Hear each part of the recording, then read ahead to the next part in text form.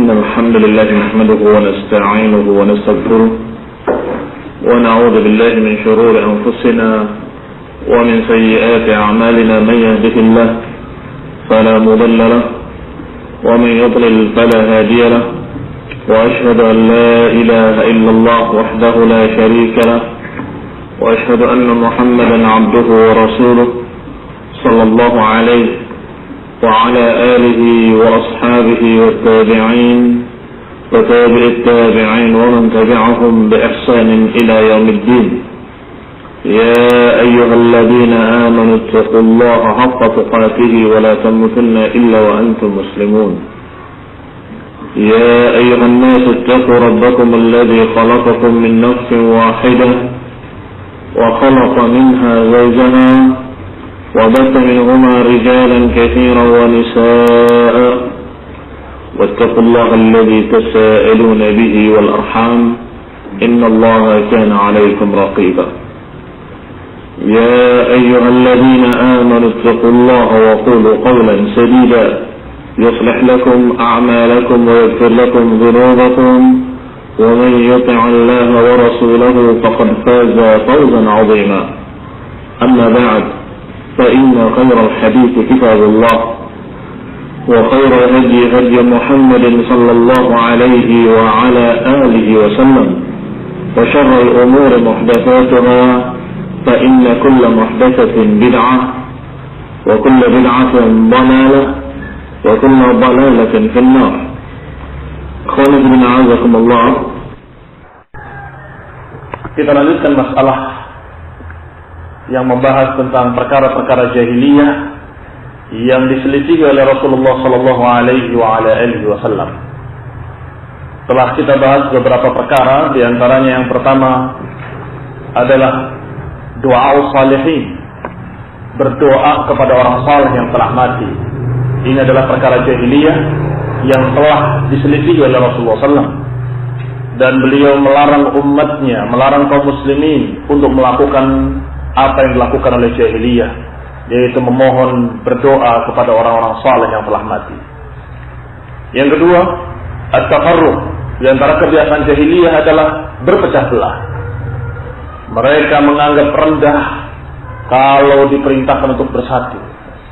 Maka kebiasaan mereka adalah bercerai-berai dan berpecah belah. Tidak bisa dipimpin oleh satu pimpinan. Maka berkaitan dengan ini adalah perkara jahiliyah yang ketiga, yaitu tidak mau tunduk, tidak mau taat kepada seorang pemimpin.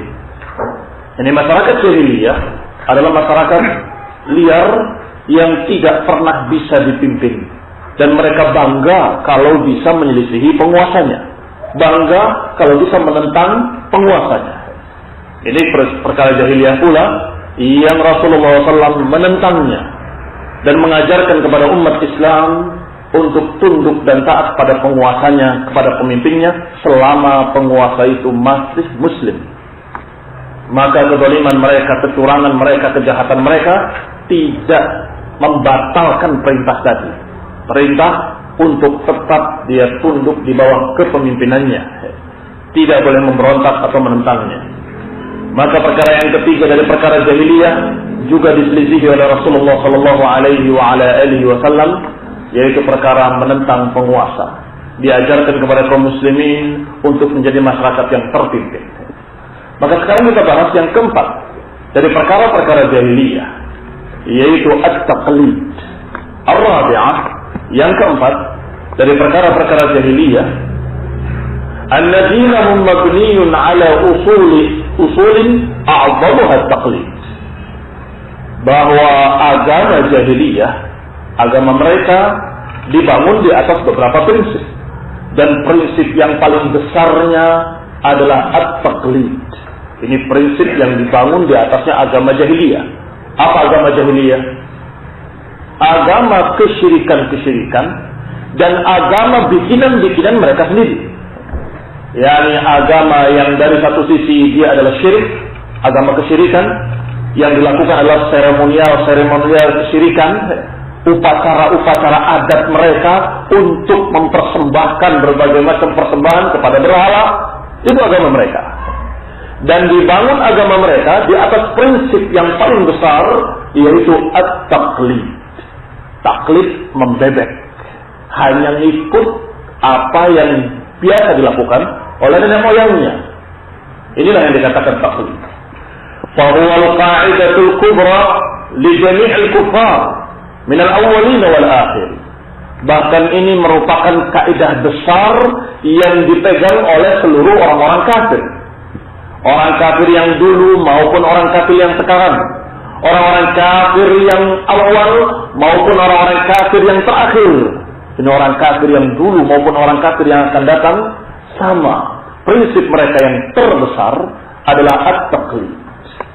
Membebek dan ngikut dengan taklid buta tanpa ilmu, mengikuti apa yang biasa dilakukan oleh nenek moyangnya, oleh orang-orang sebelumnya. Allah Subhanahu wa taala berfirman tentang mereka.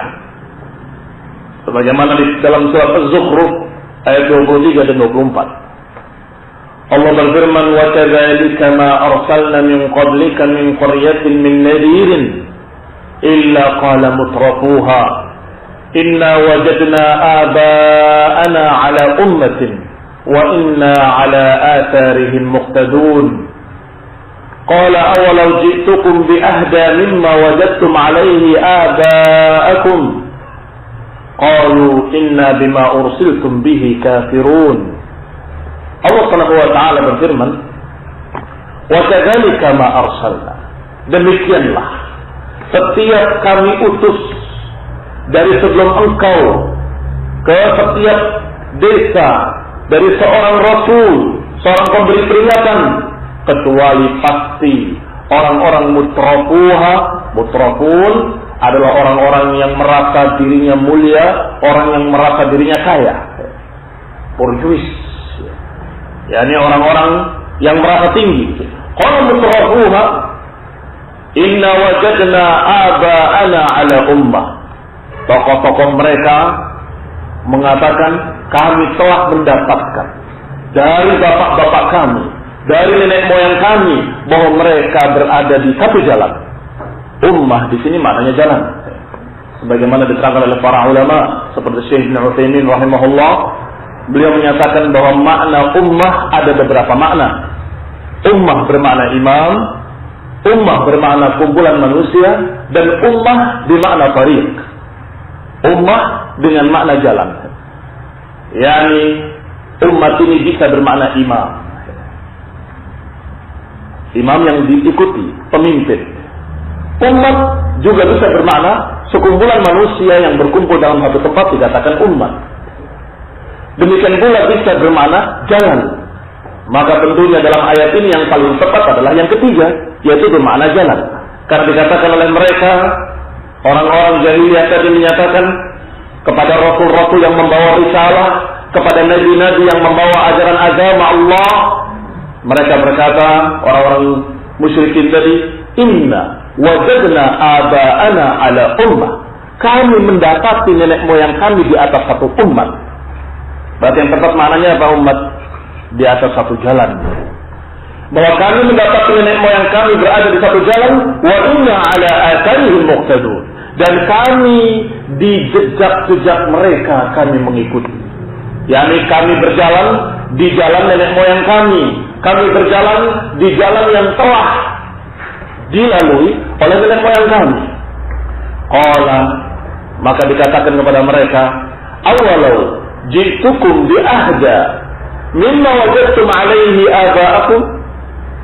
Kata rasulnya kepada mereka, bagaimana kalau ternyata yang kami bawa kepada kalian, yang aku bawa kepada kalian lebih baik, lebih bagus daripada apa yang kalian dapati dari nenek moyang kalian. Ternyata mereka tetap membangkang, tetap menentang rasulnya dan berkata, inna bima ursiltum bihi kafirun. Sungguh kami terhadap apa yang kalian bawa, kami mengingkari. Kami kafir mengingkari apa yang kalian bawa. Perhatikan bagaimana umat-umat musyrikin, bagaimana kaum-kaum jahiliyah menentang nabinya. Bagaimana mereka menentang rasul-rasul yang Allah utus pada mereka. Alasan penentangan mereka adalah at-taqlid. Alasan penentangannya, kami mendapati nenek moyang kami berada di satu agama, di satu jalan, dan kami mengikuti mereka. Kemudian Rasulnya menerangkan pada mereka bahwa yang kami bawa ini agama Allah lebih bagus daripada apa-apa yang kalian dapati dari nenek moyang kalian. Kebiasaan, adat istiadat nenek moyang kalian itu tidak ada apa-apanya jika dibandingkan dengan apa yang kami bawa. Din, agama, tauhid dari Allah Subhanahu wa taala. Ternyata mereka tetap menentangnya. Tetap mengatakan inna bima ursiltum bihi kafirun. Kami terhadap apa yang kalian bawa kami mengingkari. Jadi tegas-tegas mereka menyatakan kami kafir terhadap apa yang kalian bawa wahai para rasul. Kami mengingkari apa yang kalian bawa wahai para nabi. Subhanallah, mereka mengingkari apa yang dibawa oleh para rasul hanya karena alasan taklid. Ini jahiliyah. Maka sangat menyedihkan kalau ternyata kebiasaan jahiliyah, bahkan kaidah jahiliyah, prinsip besar jahiliyah ternyata masih sering dipakai oleh sebagian kaum muslimin di masa kita khususnya. Yang kalau kita ingatkan dengan ayat-ayat Allah, kita ingatkan dengan hadis-hadis Rasul, jawabannya persis sama dengan jawaban mereka kaum jahiliyah. Jawabannya kalimat yang sama persis. Kami mendapati nenek moyang kami begini dari dulu. Kami mendapati bapak-bapak kami seperti ini. Kok tiba-tiba kami membawa ajaran baru? Ini bukan ajaran baru. Ini qala Allah, ini qala Rasul. Ini ayat dan hadis. Kami mengingkari apa yang kalian bawa. Pokoknya dari dulu nenek moyang kami sampai bapak-bapak kami sampai kami seperti ini. Tidak mau berubah. Ikhwanillah berarti penyakit jahiliyah telah melanda. Telah masuk kepada sebagian kaum muslimin. Mereka lebih mengutamakan taklid di atas Quran dan Sunnah. Qala, Allah juga berfirman, memerintahkan mereka dengan ucapan ittabi'u ma unzila ilaikum min rabbikum wa la tattabi'u min dunihi awliya qalilan ma tadhakkarun. Allah Subhanahu wa taala memerintahkan kepada mereka dan tentunya kepada kita seluruh kaum muslimin dan seluruh manusia, ittabi'u ma unzila ilaikum min rabbikum. Ikutilah apa yang diturunkan kepada kalian dari Rabb kalian. Yani ikutilah agama Allah yang Allah turunkan kepada nabi-nabi, yang Allah turunkan kepada mereka dan disampaikan kepada kalian. Ikutilah apa yang Allah turunkan kepada Nabi Muhammad sallallahu alaihi wa ala alihi wasallam yang diajarkan kepada kalian. Ikutilah apa yang Allah turunkan dan jangan ikuti yang lain. Jangan ikuti segala jalan-jalan lain yang menentang jalan Allah. Walaupun itu jalan nenek moyang kalian, walaupun itu jalan tokoh-tokoh yang dibanggakan oleh kalian, walaupun itu adalah jalan orang-orang yang dianggap mulia oleh kalian. Wala tattabi'u min dunihi awliya. Jangan ikuti selain Allah para wali-wali kalian atau wali-wali lain. Maka Allah dikatakan di sini dengan perintah dan larangan sekaligus. Perintah untuk mengikuti ajaran yang Allah turunkan kepada nabinya, dan larangan untuk mengikuti yang lain, termasuk mengikuti kebiasaan-kebiasaan nenek moyang.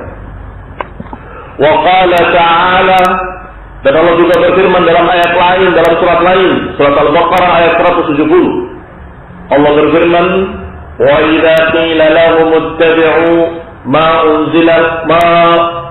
anzalallahu qalu bal nattabi'u ma alfayna 'alayhi aba'ana awalau kana aba'uhum la ya'qiluna shay'an wa la yahtadun. Wa idza qila lahum, dan kalau dikatakan kepada mereka, ikutilah apa yang Allah turunkan, ittabi'u ma anzalallahu, ikutilah apa yang Allah turunkan, qalu, mereka menjawab. Lihat masyarakat jahiliyah, lihat orang-orang kafir musyrikin jahiliyah, ketika dikatakan ikutilah apa yang Allah turunkan, jawabannya qalu ma bal nattabi'u ma alfayna 'alaihi aba'ana, bahkan kami akan tetap mengikuti apa yang telah dijalani oleh bapak-bapak kami. Kami terus akan mengikuti kebiasaan-kebiasaan yang telah digariskan, telah dijalani oleh nenek moyang kami. Jawabannya seperti ini. Tidak mau tunduk kepada perintah Allah untuk mengikuti nabinya, untuk mengikuti ayat-ayatnya. Tidak mau tunduk kepada Al-Quran, tetapi membantah dengan kalimat bahkan kami akan tetap mengikuti kebiasaan nenek moyang kami. Allah katakan kepada mereka, awalau kana aba'uhum la ya'qiluna shay'an wa la yahtadun. Bagaimana kalau nenek moyang kalian ternyata mereka tidak berakal dan tidak mendapat petunjuk? Ini bagaimana pendapat kalian kalau ternyata nenek moyang kalian orang-orang bodoh? Berarti akan ikut kebodohan nenek moyang kalian. Bagaimana pendapat kalian kalau ternyata nenek moyang kalian dalam keadaan tidak mendapat petunjuk, ingin benar tapi salah? Bagaimana? Kalian akan menjadi sesat, terbawa oleh kesesatan nenek moyang kalian. Maka kemungkinan-kemungkinan ini akan terjadi karena taklid, apalagi yang diistilahkan dengan taklid buta. Padahal yang namanya taklid semuanya buta. Artinya nggak ada taklid yang baik. Yang namanya taklid semuanya bighairi ilmin. Kalau dengan ilmu itu namanya bukan taklid. Kita mendengarkan dari ulama. Kenapa kamu mengikuti ulama itu? Karena ulama itu menyampaikan dalil-dalil, menyampaikan hujjah-hujjah. Apa ini taklid atau bukan taklid? Bukan taklid, ini namanya ittiba. Ngikut ulama yang menyampaikan ilmu. Tetapi kalau bighairi ilmin, tanpa ilmu, bighairi ilmin, maka itulah yang disebut taklid. Pokoknya apa kata dia? Loh, dia nggak mau kendaraan, ya pokoknya. Pokoknya apa dari Gus Dur misalnya. Pokoknya apa dari Kiai. Loh, apa nggak dengar dalilnya, ayat-ayatnya? Itu namanya taklid. Berarti yang namanya taklid bighairi ilmin. Kalau dengan ilmu, nanyakan apa dalilnya, apa riwayatnya, apa hadisnya. Makanya yang disebut dengan kalimat ittiba, bukan taklid. Berarti taklid mesti buta. Kalau tidak buta namanya bukan taklid. Kalau dengan ilmu namanya ittiba. Maka kami berina'azakumullah, kebiasaan jahiliyah adalah taklid, yaitu ngikut tanpa ilmu. Pokoknya apa kata kebiasaan nenek moyang, apa kata bapak-bapak kita dulu, itu yang saya ikuti. Maka Allah katakan dengan imkaniyah, dengan beberapa kemungkinan. Awalau kana aba'ukum la ya'qilun, bagaimana kalau ternyata nenek moyang kalian bodoh? Maka niscaya kalian akan terbawa kebodohan mereka. Atau la yahtadun, bagaimana kalau nenek moyang kalian dalam keadaan tidak mendapatkan petunjuk, alias sesat? Oh, tapi kan orang mereka niatnya baik betul. Mungkin mereka niatnya baik, tetapi kalau tidak mendapatkan petunjuk, nyasar, maunya baik, tapi jalannya salah, akhirnya tersesat. Maka akan terbawa sesat bersama nenek moyang kalian. Demikian kata Allah Subhanahu wa taala, ittabi'u ma unzila ilaikum. Tetapi ketika mereka membantah, bahkan kami mengikuti nenek moyang kami, maka Allah katakan, awalau kana abauhum la ya'qiluna syai'an wa la yahtadun. Ila ghairi dzalika mimma yadullu ala anna ahlal jahiliyah kanu fi ghibqati at-taqlid. Ayat-ayat ini semua menceritakan bahwa masyarakat jahiliyah, keadaan jahiliyah dulu sebelum datangnya Islam, mereka dalam keadaan di dalam ikatan taklid. Mereka betul-betul terkungkung oleh taklid. Mereka hanya mengikuti apa yang biasa dilakukan oleh nenek moyangnya. La yuhakkimuna lahum ra'yan wa la yuzinuna dzikran. Mereka tidak pernah memiliki pendapat-pendapat yang bijak. Yani ihkam itu memikirkan dengan sungguh-sungguh, enggak pernah. Malas untuk berpikir, pokoknya apa kata nenek moyang kita ikuti. Kenapa kamu kerjakan ini? Pokoknya kami dapati bapak-bapak kami begini, maka saya ikut. Tidak mau menggunakan akalnya, nggak mau menggunakan hatinya, dan nggak mau mereka untuk berpikir dengan jernih. Loh, ini untungnya apa, ruginya apa? Secara akal saja. Apa untungnya kamu memberikan korban-korban kepada berhala-berhala, kepada tempat-tempat keramat? Apa kaitannya? Kalau mau berpikir, tetapi mereka tidak mau berpikir. Mereka hanya mengatakan pokoknya kami mendapati nenek moyang kami begini, maka kami itu. Kenapa kamu letakkan kembang 7 warna di pojok rumah? Coba berpikir. Apa? Secara higienis justru menjadi penyakit. Karena itu akan membusuk dan keluar penyakit-penyakit. Apalagi keuntungannya? Dari sisi mana keuntungannya? Harumnya sebentar kemudian hilang. Maka berarti mereka itu betul-betul tidak berpikir sama sekali. Mereka hanya mengatakan pokoknya dari dulu nenek moyang kita meletakkan kembang ini di sini dan sesajen ini di sini, maka saya ikut. Dalam keadaan tidak tahu untungnya apa, ruginya apa. Dalam keadaan tidak tahu hukumnya apa. Apalagi secara agama. Apa dalilnya dari Quran dan Sunnah? Apa hujahnya? Apakah ini bukan syirik? Bid'ah. La haula wala quwwata illa billah. Mereka sama sekali tidak mau bertanya dan tidak mau berpikir. La yuhakkimuna lahum ra'yan wa la yushghiluna fikran. Falidzalika tahu. Oleh karena itu mereka dalam keadaan yatihun, tersesat, dalam keadaan tidak memiliki petunjuk, tersesat di audiyatil jahalah, tersesat di lembah kebodohan. Wa hakadha kullu man salaka maslakahum. Demikianlah setiap orang yang berjalan di jalan mereka, berpendirian seperti pendirian mereka, dan mereka berprinsip dengan prinsipnya jahiliyah, maka mereka akan terjatuh ke dalam hal yang sama, yaitu tersesat di lembah kebodohan. Siapapun, dari zaman apapun, walaupun zamannya sudah zaman modern, tetapi ternyata ada mereka-mereka yang masih menggunakan kebiasaan jahiliyah, tidak mau berpikir dengan otaknya, nggak mau berpikir dengan hatinya, dan tidak mau bertanya apa dalilnya, hanya mengikuti kebiasaan nenek moyangnya. Fahadhihi jahiliyah yang akan menyesatkan mereka dan memasukkan mereka ke dalam lembah kebodohan. Fi ayyi asrin kan, di masa manapun. Demikian ikhwan fillah azakumullah, masalah jahiliyah yang keempat. Kita lanjutkan insyaallah nanti yang kelima, tentang iqtida bil ilmi al fasiq atau al abid al jahil fil alim al fasiq. Kebiasaan jahiliyah yang berikutnya nanti adalah ngikut orang-orang yang dianggap ahli ibadah padahal bodoh, atau mengikut orang yang dianggap berilmu tetapi ulama su. Ini juga kebiasaan dari kebiasaan-kebiasaan jahiliyah yang akan kita bahas insyaallah pada kajian yang akan datang. Bismillah.